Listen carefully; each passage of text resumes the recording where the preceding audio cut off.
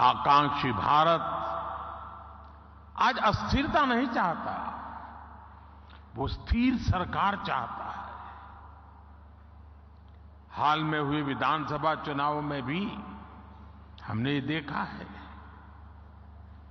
और उत्तराखंड ने लोगों ने पहले ही करके दिखाया है। जनता ने स्थिर और मजबूत सरकारों के लिए जनादेश दिया है। जनता ने गुड गवर्नेंस के लिए वोट दिया, गवर्नेंस के ट्रैक रिकॉर्ड के आधार पर वोट दिया है। आज भारत और भारतीयों को दुनिया जिस उम्मीद और सम्मान से देख रही है,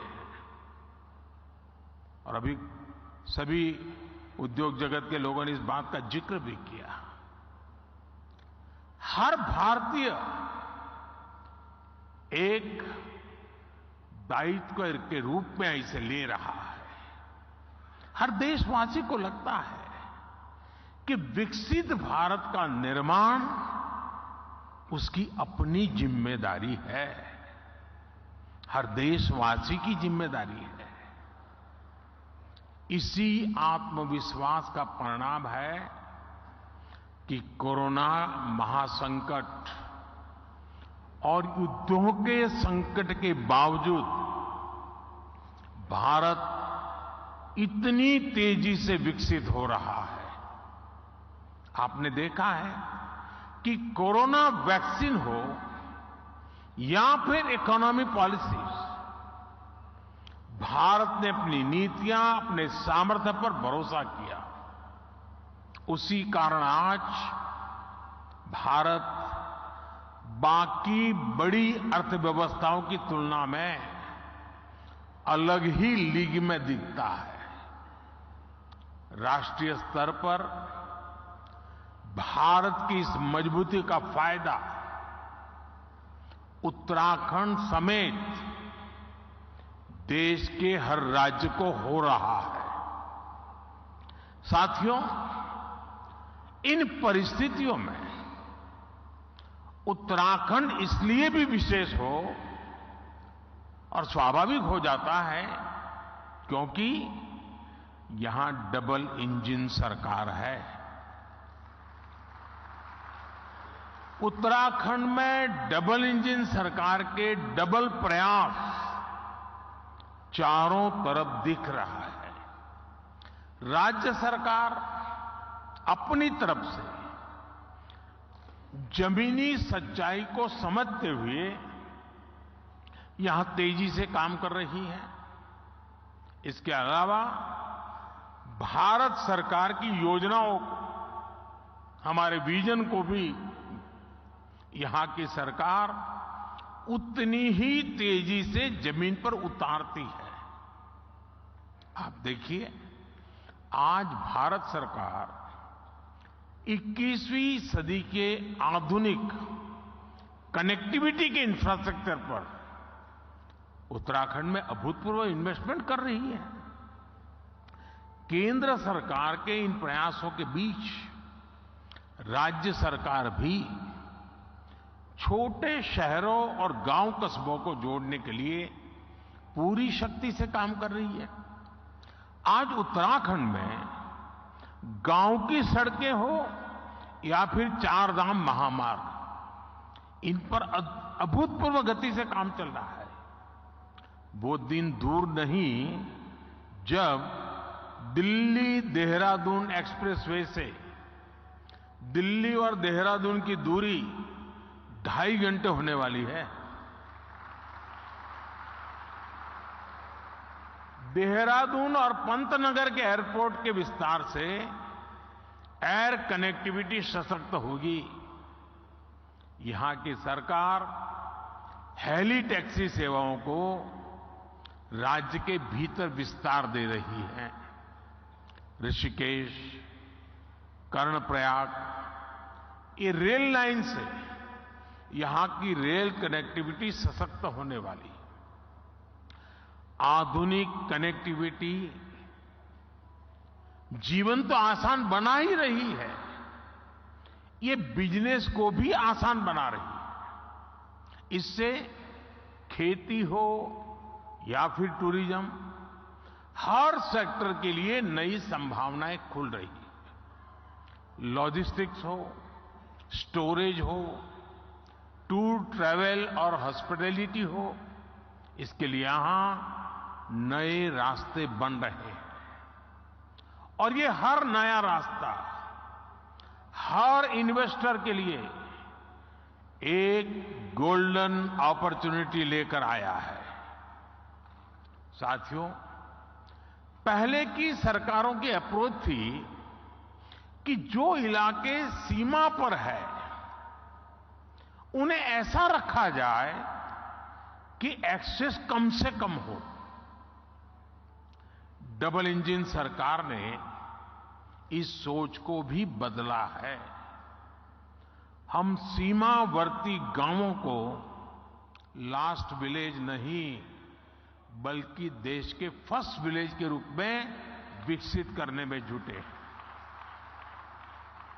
हमने एस्पिरेशनल डिस्ट्रिक्ट प्रोग्राम चलाया, अब एस्पिरेशनल ब्लॉक प्रोग्राम चला रहे हैं। ऐसे गांव, ऐसे क्षेत्र जो विकास के हर पहलू में पीछे थे, उन्हें आगे लाया जा रहा है।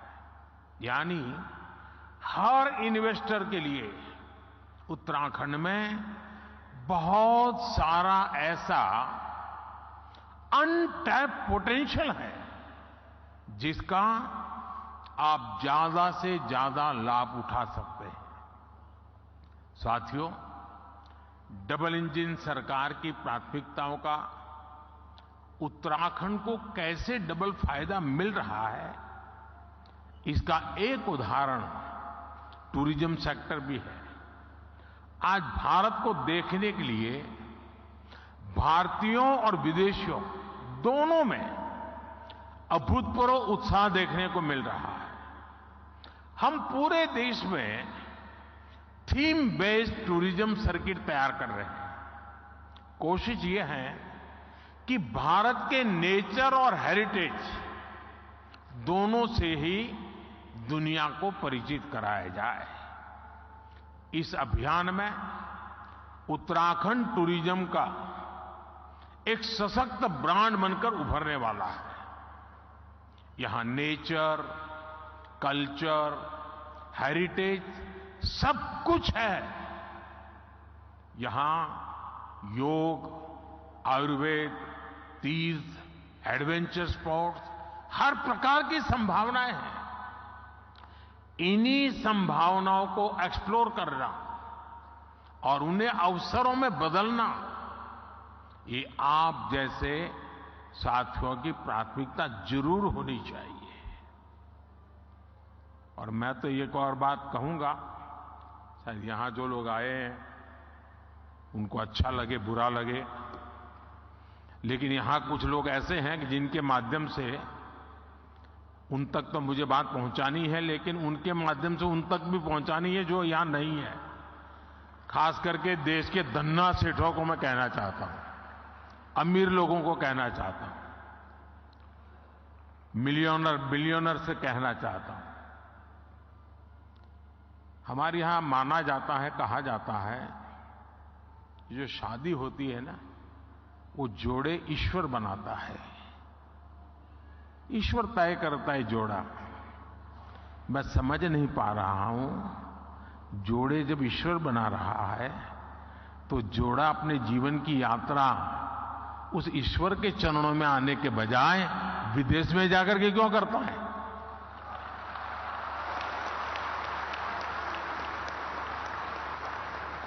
और मैं तो चाहता हूं मेरे देश के नौजवानों को, मेक इन इंडिया जैसे है ना, वैसे ही एक मूवमेंट चलना चाहिए, वेड इन इंडिया। शादी हिंदुस्तान में करो। ये दुनिया के देशों में शादी कर ले, ये हमारे सारे धन्ना सेठ आजकल फैशन हो गई है। यहां कई लोग बैठे होंगे, अब नीचे देखते होंगे।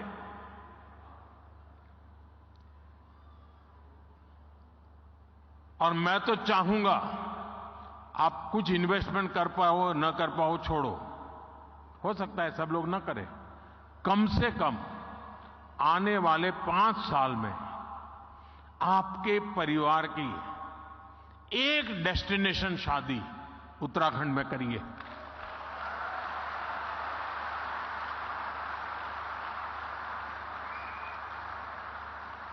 अगर एक साल में 5,000 भी शादियां यहां होने लग जाए ना, नया इंफ्रास्ट्रक्चर खड़ा हो जाएगा दुनिया के लिए, ये बहुत बड़ा वेडिंग डेस्टिनेशन बन जाएगा। भारत के पास इतनी ताकत है, मिलकर के तय करे कि ये करना है, हो जाएगा जी, इतना सामर्थ्य है। साथियों, बदलते हुए समय में आज भारत में भी परिवर्तन की एक तेज हवा चल रही है। बीते 10 वर्षों में एक आकांक्षी भारत का निर्माण हुआ है। देश की एक बहुत बड़ी आबादी थी जो अभाव में थी, वंचित थी, वो असुविधाओं से जुड़ी है। अब वो उन सारी मुसीबतों से निकल करके सुविधाओं के साथ जुड़ रही है, नए अवसरों से जुड़ रही है।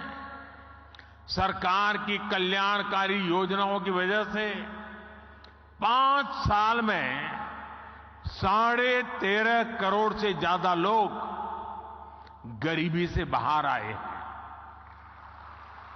इन करोड़ों लोगों ने अर्थव्यवस्था को एक नई गति दी है। आज भारत के भीतर कंजम्पशन बेस्ड इकोनॉमी तेजी से आगे बढ़ रही है। एक तरफ आज न्यू मिडिल क्लास है जो गरीबी से बाहर निकल चुका है, जो नया नया गरीबी से बाहर निकला है वो अपने जरूरतों पर ज्यादा खर्च करने लगा है। दूसरी तरफ मिडिल क्लास है जो अपनी आकांक्षाओं की पूर्ति पर, अपनी पसंद की चीजों पर भी ज्यादा खर्च कर रहा है। इसलिए हमें भारत के मिडिल क्लास की पोटेंशियल को समझना होगा। उत्तराखंड में समाज की ये शक्ति भी आपके लिए बहुत बड़ा मार्केट तैयार कर रही है। साथियों, मैं आज उत्तराखंड सरकार को house of Himalaya brand launch करने के लिए बहुत बहुत बधाई देता हूं। ये उत्तराखंड के लोकल उत्पादों को विदेशी बाजारों में स्थापित करने के लिए बहुत अभिनव प्रयास है। ये हमारी वोकल फॉर लोकल और लोकल फॉर ग्लोबल की अवधारणा को और मजबूत करता है। इससे उत्तराखंड के स्थानीय उत्पादों को विदेशी बाजारों में पहचान मिलेगी, नया स्थान मिलेगा। भारत के तो हर जिले, हर ब्लॉक में ऐसे प्रोडक्ट हैं जो लोकल हैं लेकिन उनमें ग्लोबल बनने की संभावनाएं हैं।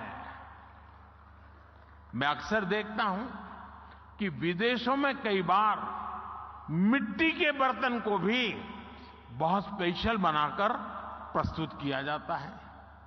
ये मिट्टी के बर्तन वहां बहुत महंगे दामों में मिलते हैं। भारत में तो हमारा विश्वकर्मा साथी ऐसे अनेक बेहतरीन प्रोडक्ट्स पारंपरिक रूप से बनाते हैं। हमें स्थानीय उत्पादों के लिए इस तरह के महत्व को भी समझना होगा और इनके लिए ग्लोबल मार्केट को एक्सप्लोर करना होगा। और इसलिए ये जो हाउस ऑफ हिमालय ब्रांड आप लेके आए हैं, उसे मुझे एक व्यक्तिगत रूप से आनंद का विषय है मेरे लिए। यहां बहुत कम लोग होंगे जिनको शायद मेरे एक संकल्प के विषय में पता होगा, क्योंकि ये संकल्प कुछ ऐसे मेरे होते हैं उसमें आपको सीधा बेनिफिट शायद न दिखता हो, लेकिन उसमें ताकत बहुत बड़ी है।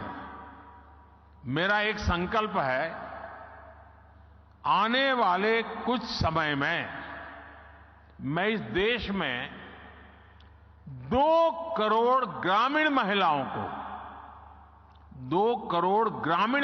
को लखपति बनाने के लिए मैंने लखपति दीदी अभियान चलाया है। 2 करोड़ लखपति दीदी बनाना हो सकता है कठिन काम होगा, लेकिन मैंने मन में संकल्प बना लिया है। ये हाउस ऑफ हिमालय जो ब्रांड बनती है ना, तो मेरा जो 2 करोड़ लखपति दीदा ने बनाने का काम है ना, वो तेजी से इसमें बढ़ जाएगा। और इसलिए भी मैं धन्यवाद करता हूं। साथियों, आप भी एक बिजनेस के रूप में यहां के अलग अलग जिलों में ऐसे प्रोडक्ट्स की पहचान करें। हमारी बहनों के सेल्फ हेल्प ग्रुप्स हो, एफपीओज हो, उनके साथ मिलकर नई संभावनाओं को तलाश करें। ये लोकल को ग्लोबल बनाने के लिए एक अद्भुत पार्टनरशिप हो सकती है। साथियों, इस बार लाल किले से मैंने कहा है कि विकसित भारत के निर्माण के लिए नेशनल कैरेक्टर, राष्ट्रीय चरित्र को सशक्त करना होगा। हम जो भी करें वो विश्व में श्रेष्ठ हो। हमारे स्टैंडर्ड दुनिया फॉलो करे। हमारी manufacturing zero effect, zero defect के सिद्धांत पर हो।